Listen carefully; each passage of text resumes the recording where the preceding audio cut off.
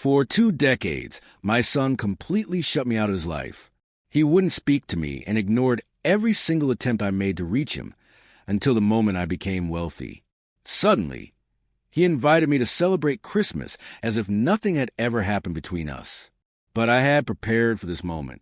When I got to his home, I offered a knowing smile and announced, "I have a big surprise for you." Their eyes immediately lit up with anticipation, expecting a gift of money. But the look on their faces, pale and shocked, when they finally saw what I had brought was far more satisfying. Before we jump into the full story, please consider subscribing to the channel and tell us where you are listening from in the comments below. The telephone jarred me out of my usual evening routine. Its sharp ring sliced through the quiet December air of my Richmond residence like shattered glass. I almost let it go to voicemail, but then I reached for the receiver. "Dad." The voice struck me like a physical blow. 20 years. 20 years of silence. And now this casual greeting, as if we'd spoken yesterday. "Caleb." My voice was steady, even though my hand clenched the phone. "This is completely unexpected." "Yeah, well," I could hear that familiar nervous laugh, the one he used as a child when he was caught in a lie. "Listen, I know it's been a while, but the holidays are approaching. Veronica and I were talking, and we'd love to have you over for dinner. You know, family time. Family time." The words tasted like ash in my mouth. I glanced at the old family photograph on my kitchen counter. Caleb was 8 in that picture, missing a front tooth and beaming, before everything fell apart. Wow. I couldn't hide the bitterness. "Caleb, you haven't returned any of my calls for 2 full decades. Do you remember the birthday cards I sent? The college acceptance letter I mailed? All came back unopened. Dad, come on. I've been incredibly busy. Building a career, raising a family. There's never enough time." Never enough time. I stood up, pacing the small kitchen. Outside, Christmas lights mocked me, twinkling brightly in neighbors' windows. But suddenly, you have time now. Right after the news about my huge lottery win was published, a long pause followed. "I don't know what you're referencing." "Don't you?" I kept my voice flat. $15 million.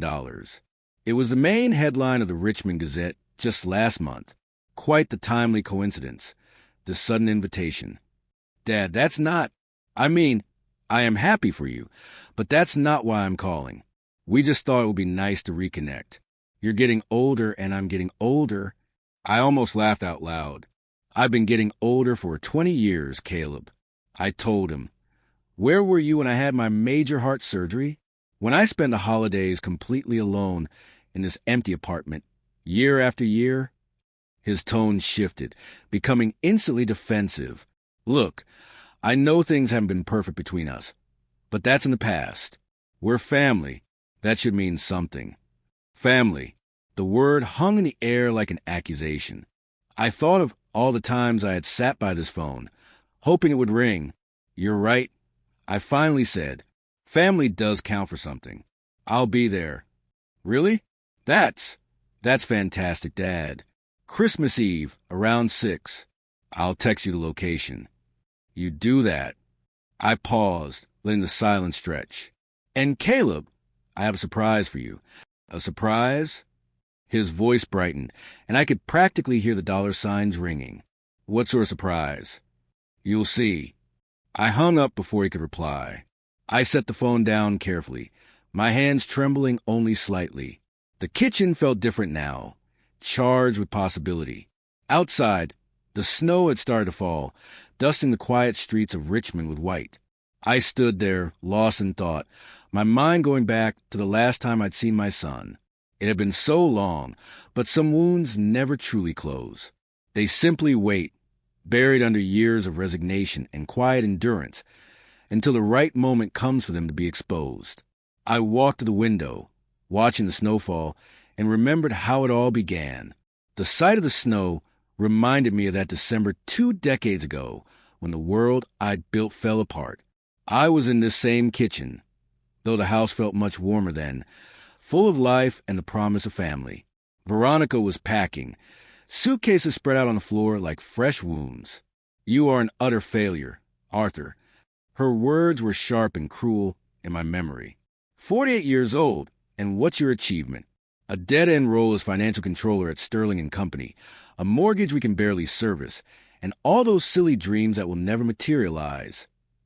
David treats me like actual royalty. David, her new partner, the one with a high-end sports car in the executive office. What about Caleb? I had pleaded, desperately grasping at straws. He needs stability. He needs his father. He needs a winner for a father. She had slammed the suitcase shut. All you've ever been is a profound disappointment. The divorce was quick and cruel. Veronica's lawyer was expensive. Mine was overworked and ineffective. She got the house, the car, and Caleb's unwavering loyalty. I relocated to this tiny rental in Richmond, starting over at 48 with just my accounting experience and a harsh taste of betrayal. Caleb was just 18, easily persuaded to choose her side. "Mom's right," he said during one of our final discussions, his voice cold with teenage certainty. "You're just making weak excuses. Maybe if you'd simply tried harder, been more successful, none of this would have happened." I tried to reason with him, but he had already made up his mind. The stepfather had money, influence, and powerful connections.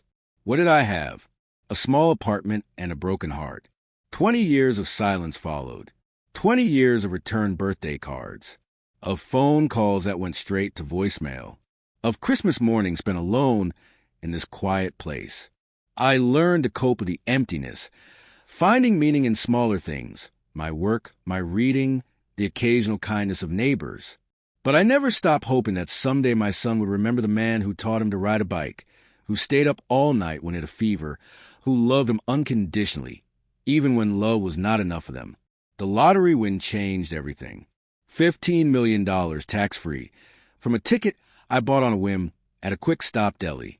The story hit the local news, then the regional papers.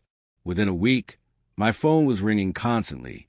Old friends I hadn't seen in years, distant relatives I'd forgotten existed. And then today, the call I'd been waiting for and dreading in equal measure. I walked to my desk and pulled out the folder I had been assembling for months. Bank statements, investment documents, legal records, everything I needed for Christmas Eve, everything I needed to show my son exactly what sort of man his father had become. The snow kept falling outside, covering Richmond in pristine white. Soon, very soon, I would get my chance to give Caleb and Veronica the surprise they were waiting for. But something told me it wouldn't be quite what they expected. I smiled to myself, closing the folder. 20 years was a long time to wait for justice, but some things I'd learned were absolutely worth the wait. My quiet isolation turned into my greatest teacher, though I didn't recognize it then. After the divorce, when the loneliness settled into my bones like Richmond's winter chill, I needed something to occupy the endless hours. That's when I realized my gift for numbers. Not just standard bookkeeping, but the kind of calculations that could build prosperity from scratch. It began with a foreclosure notice I read in the Richmond Gazette back in 2008. A small duplex on the south side. Nothing special, but the price immediately caught my attention. While everyone else was fleeing the housing market, I saw a profound opportunity. I drove past the property on my lunch break, noting the solid structure beneath the peeling paint and overgrown yard. That night, I spread newspaper clippings across my kitchen table. Mortgage rates, property values, market predictions.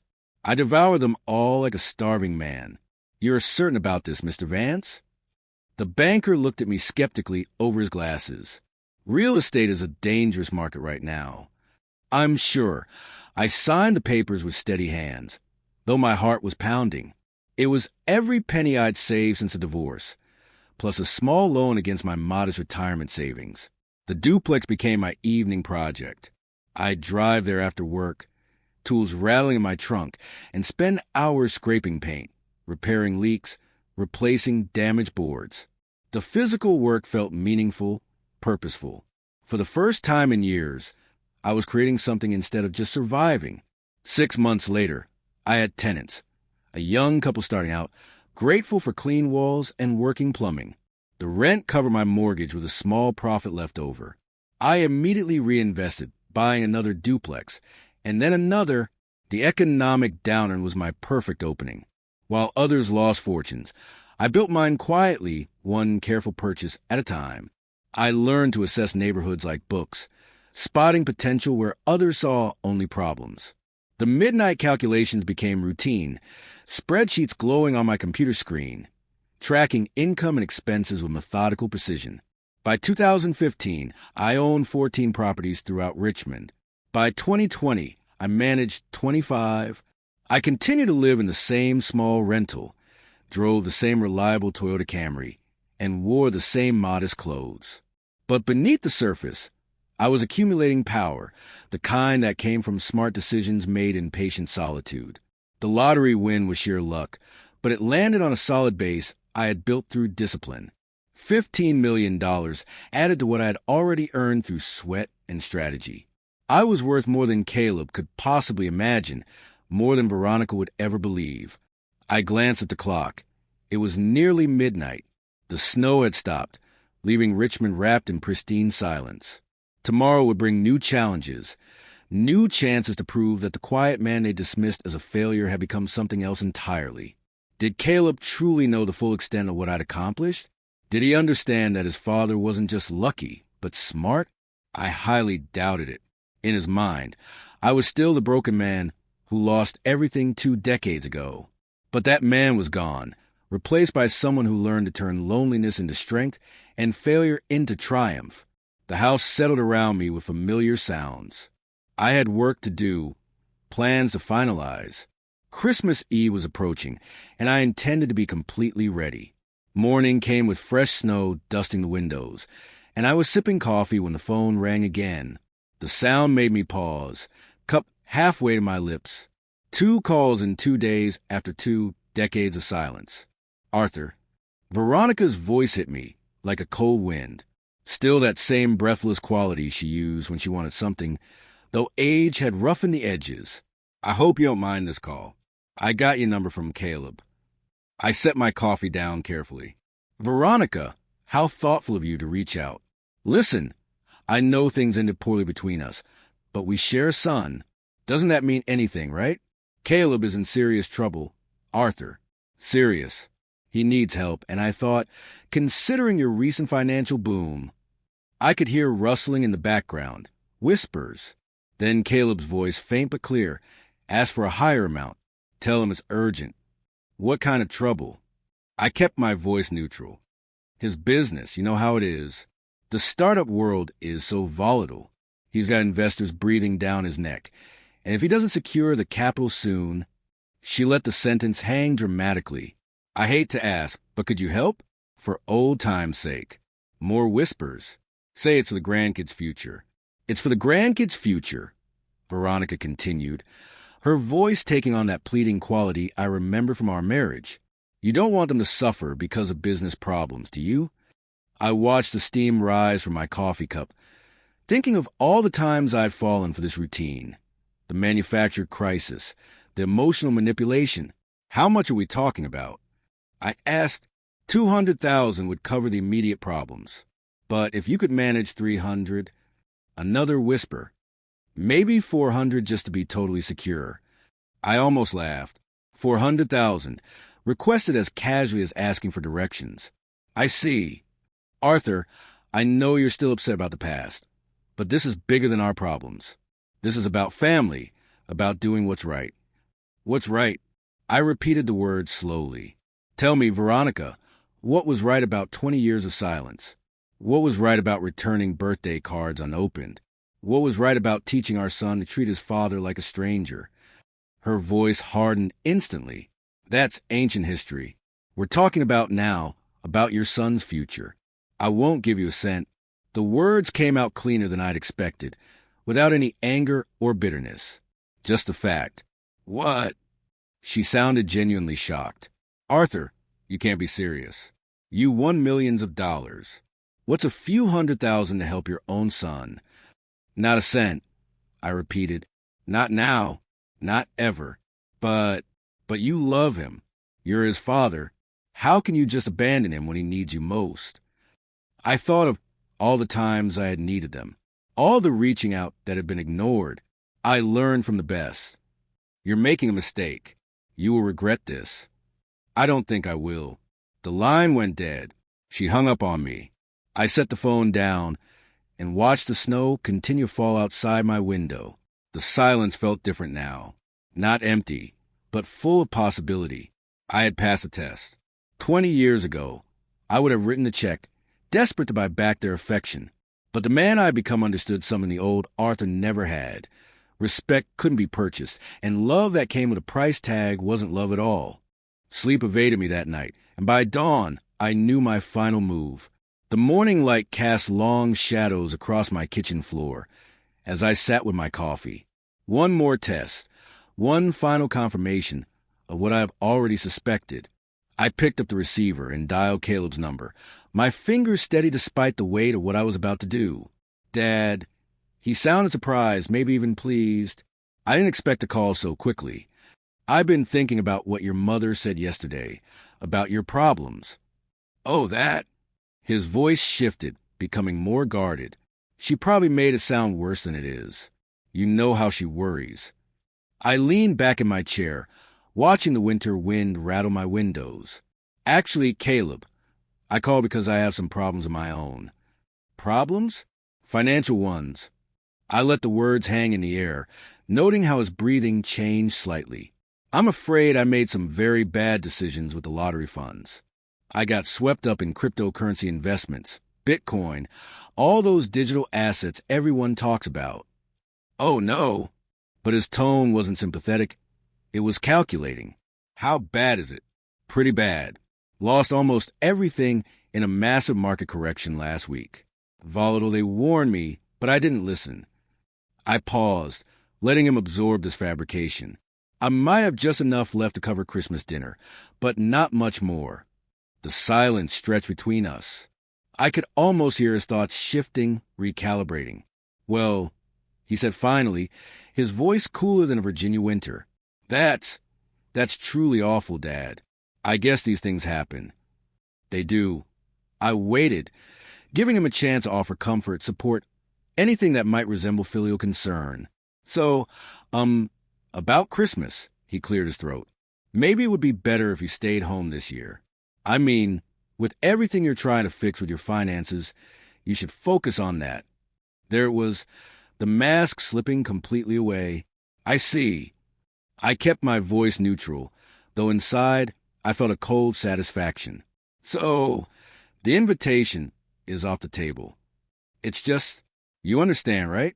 Veronica's been planning this big meal, and we were kind of counting on, well, anyway, it's probably better this way. Less stress for everyone. Less stress. I nodded to myself. Of course. I wouldn't want to burden you with my presence. Dad, don't be like that. It's just practical. When you get back on your feet, we'll definitely get together. When I get back on my feet, I smile grimly. Right. Look, I have to run. Conference call in 5 minutes. But we'll talk soon. Okay. The line went dead before I could respond. I set the phone down and stared out at the snow-dusted streets of Richmond. 20 years of silence, and the moment they thought I was broke again, it was back to radio silence. I'd known it would happen, but having it confirmed so brutally still stung. The test was complete. The jury had delivered their verdict. Now it was time to plan the sentencing. With that clarity, I spent the afternoon digging into the lives my son and ex-wife had built while ignoring mine. If they want to play games, I needed to understand the rules. I started with my old Richmond business network. A few calls revealed interesting information about Caleb's startup, Vance Digital Labs, or rather its total collapse. That kid burned through investment capital like kindling. Jim Peterson from the Business Association snickered. Promised cutting-edge software, delivered nothing but bills and expensive travel. He owed close to $2 million. That explained the desperation. The internet provided the rest of the puzzle. Caleb's LinkedIn showed a string of failed ventures. His Instagram painted a picture of a lavish lifestyle, expensive restaurants, luxury cars, designer clothes, all funded by other people's money. But it was Veronica's Facebook that truly sickened me. She was playing the victim with masterful precision, with posts about her brave fight against a terrible illness. Day 47 of infusion, one post read, "The treatments are exhausting, but your generous donation sustained me."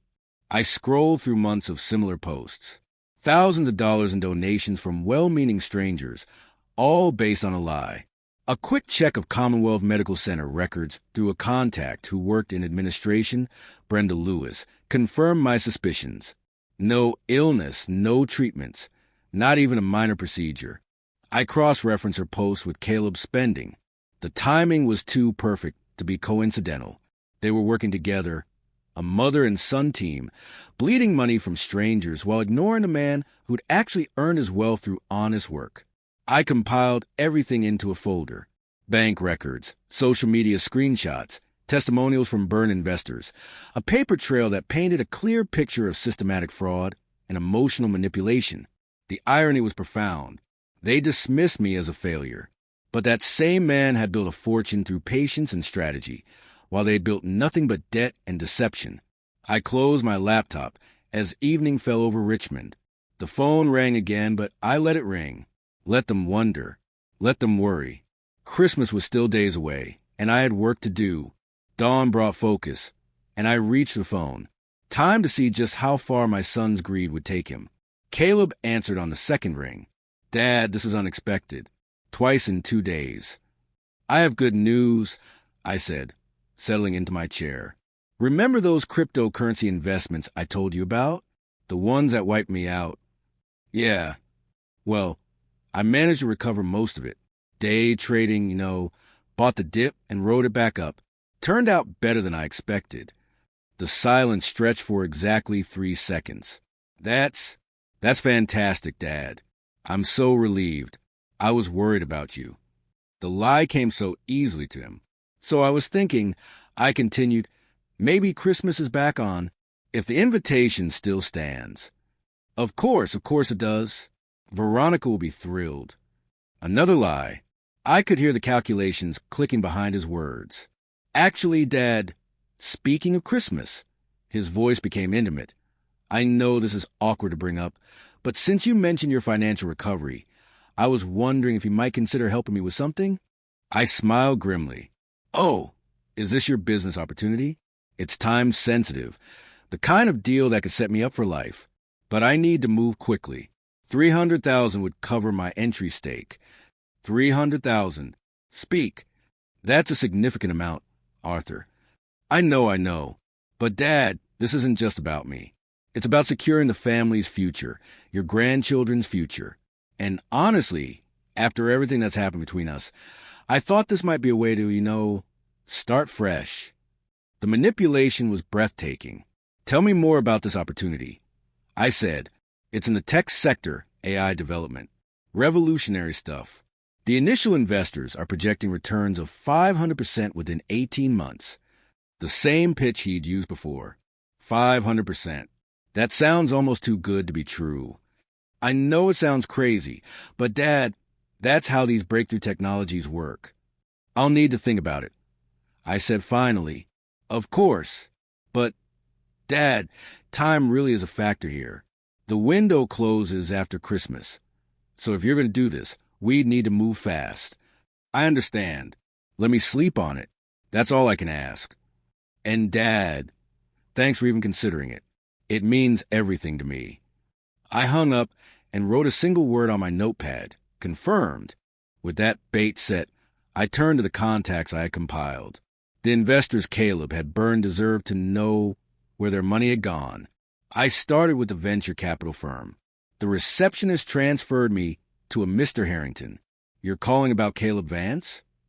His voice sharpened. "He owes your firm a considerable amount of money." Considerable is an understatement. We're talking about deliberate fraud. But he's vanished. Our lawyers are frustrated. What if I told you I knew exactly where he was? Harrington's chair squeaked as he leaned forward. "I'm in Richmond, Virginia. He's been hiding there for months, living at his mother's house while planning his next scheme." I provided the address and the social media evidence I'd gathered. After Harrington, I contacted the 3 private investors. Their reactions were remarkably similar. Skepticism followed by barely contained rage when I provided proof of his whereabouts. "That little snake," grumbled Diana Ruiz, who lost $50,000 on his failed energy project. "I knew he was hiding somewhere. Consider the investigation complete, I said. I'm also sending you evidence of his current lifestyle. Social media posts showing expensive purchases, all while claiming bankruptcy. By noon, I contacted 7 investors. By 2 o'clock, they were forming a collective lawsuit. Mr. Anonymous, Harrington said when he called back, you've given us exactly what we needed. We're filing emergency motions to freeze his accounts. Christmas will be memorable for Mr. Vance. With alliances forming, I drove out the following afternoon to gather the final piece of evidence. Commonwealth Medical Center sat on the south side of Richmond, its brick facade dusted with snow. I walked through the lobby. I found Brenda Lewis in the medical records office, a woman I'd known since my accounting days. Arthur Vance. What a surprise on a day like this. Hello, Brenda. I need a confidential favor. I'm assisting with a fraud investigation. There's a woman falsely claiming aggressive medical treatments to solicit money. Arthur, you know I can't just... Veronica Hayes, my ex-wife. The words tasted bitter. She's running a public scam, lie about chemotherapy that never took place. Good people are sending money they can't spare, genuinely believing she's terminally ill. Something shifted in Brenda's eyes. This stays between us, she said quietly. 20 minutes later, I sat in my car, reviewing the printouts. Clean medical history, going back 5 years. Not one oncology appointment. No cancer diagnosis of any kind. Veronica's entire cancer story was fabricated. I tucked the records into my coat pocket. Sometimes justice required getting your hands dirty. Christmas dawned crisp and clear. I dressed carefully and drove across town to the address Caleb had sent me weeks ago. The house sat in a new development. I rang the doorbell, arranging my face into grandfatherly enthusiasm. Dad. Caleb opened the door with arms spread wide. You made it. Come in. Veronica appeared behind him. Arthur, it's so lovely to see you. You look quite prosperous. Thank you for having me, I said. I brought something unique for later. A surprise for both of you. Their eyes lit up with greed. We sat down to dinner. Caleb carved the turkey with a theatrical flourish, while Veronica peppered me with questions about my recovery from the crypto losses. Caleb launched into a detailed explanation of his AI investment opportunity, complete with projected returns and timeline urgency. I nodded along, asking questions while watching their faces grow more animated with each perceived sign of my willingness to invest. The sharp knock came just as Veronica was bringing out the cake. Caleb frowned, setting down his fork. I wasn't expecting anyone. Caleb Vance, the man at the door asked. Yes, you've been served. He handed over the envelope and turned to leave. Caleb stared at the papers, his face draining of color. This can't be right. What is it, honey? Veronica peered over his shoulder. It's a collection of lawsuits. Multiple lawsuits. The investors, they tracked me down. His hands shook as he flipped through pages of legal documents. Emergency asset freezes, demands for restitution.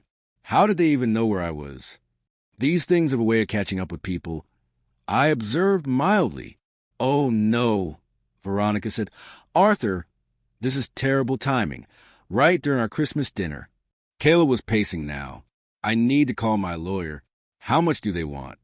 $2 million plus damages plus interest. Veronica turned to me with that familiar, desperate expression. Arthur, she said carefully, I know this is awkward, but Caleb is your son, and with your recent good fortune, maybe you could help with the legal fees, just until this gets sorted out. I smiled at her, the same patient smile I'd worn for 20 years. Actually, Veronica, I think you're going to have bigger problems than legal fees very soon. She looked up, pausing mid-dial on her phone. What do you mean? She opened her phone and navigated to social media. The first notification badge showed 97 messages. She started scrolling. What the hell? She whispered, her face going pale. They're saying I faked having cancer. Look at these comments. Fraud. Scammer. There are hundreds of them. There's a news article, she gasped. Richmond woman exposed for fake cancer scam. How did they... Who would... Caleb grabbed the phone and read aloud. Anonymous source provides confidential medical records proving Veronica has never received cancer treatment despite collecting thousands in donations for chemotherapy costs. This can't be happening. Veronica's voice cracked. Is it true? Caleb asked, his voice deadly quiet. Of course it's not true. I'm fighting cancer. But the doubt was clear in his eyes. Jesus, Mom, do you know what this means? They're going to investigate everything. My lawsuits, your donations, all of it. Veronica's phone buzzed again. The messages were pouring in. Former donors demanding refunds. Reporters requesting interviews. Make it stop, she whispered. I can't make it stop. Caleb snapped. You did this. You brought this on us. They turned to me simultaneously.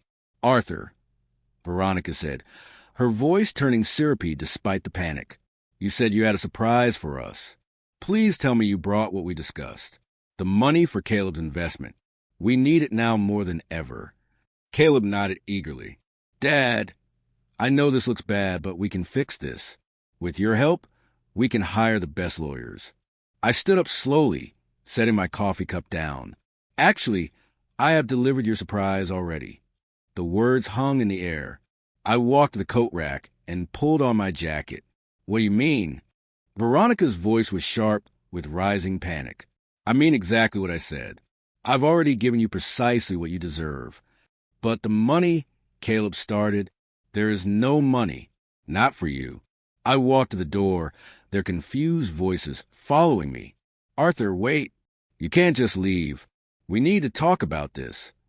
But I was already turning the handle, stepping out into the cold Virginia night. The door closed behind me with a soft click, cutting off their pleas. I walked to my car without looking back. 20 years of silence, 20 years of dismissal, 20 years of treating me like I didn't exist. Now, they knew exactly how that felt. The months that followed were a revelation. I discovered that freedom from resentment was like recovering from a long illness. The world had color again. I took my first real vacation in years, driving through the Appalachian Mountains. I met a retired librarian named Eleanor, who told me about her volunteer work with local literacy programs. By the time I returned to Richmond, I'd signed up to help adults learn to read. It felt good to build something instead of tearing down. The community center where I volunteered was full of people who had chosen to move forward instead of backward. Their resilience put my own struggles in perspective. You look different, observed Reverend Thomas from Grace Chapel, where I had started attending again. Lighter somehow. He was right. The weight I'd carried for 20 years had lifted. One evening in May, my phone rang. The caller ID showed Caleb's number, but I let it go to voicemail. Later, I listened to his message, a rambling apology mixed with subtle requests for financial help. I deleted it without a second thought. The next morning, I packed my suitcase. The Grand Canyon could wait. First, I was going to drive through North Carolina, where I'd heard about a small town that desperately needed rebuilding assistance after a harsh storm. It felt good to have somewhere to go, someone to help. It felt good to be needed for the right reasons. As I pulled out of my driveway, I glanced once at the house where I'd spent so many years waiting for a phone call that never came. Now I understood that I'd been waiting for the wrong thing entirely. The road ahead was empty and full of possibilities. I pressed the accelerator and drove toward whatever came next, leaving the past where it belonged, in the rear-view mirror, growing smaller with each mile. If you like this story, please like this video, subscribe to the channel, and share your impressions of this story in the comments. Thank you for watching.